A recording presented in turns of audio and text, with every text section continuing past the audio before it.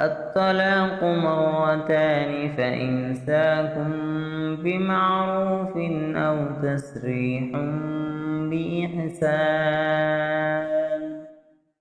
ولا يحل لكم أن تأخذوا مما آتيتموهن شيئا إلا أن يخافا ألا يقيما حدود الله فإن خفتم ألا يقيما حدود الله فلا جناح عليهما فيما افتدت به تلك حدود الله فلا تعتدوها ومن يتعد حدود الله فأولئك هم الظالمون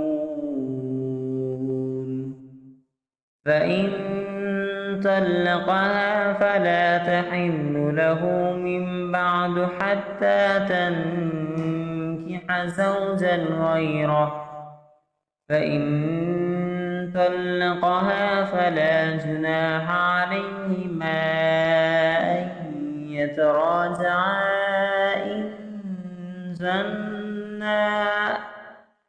إن زنا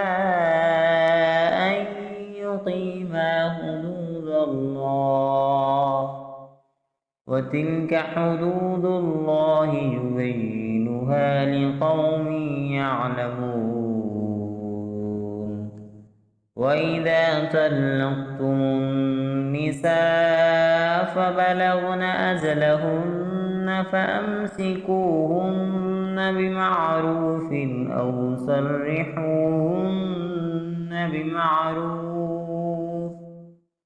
بمعروف ولا تمسكوهن ضرارا لتعتدوا ومن يفعل ذلك فقد ظلم نفسه ولا تتخذوا آيات الله هزوا واذكروا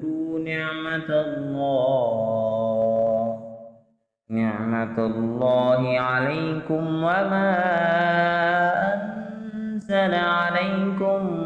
من الكتاب والحكمة يعظكم به واتقوا الله واعلموا أن الله بكل شيء عليم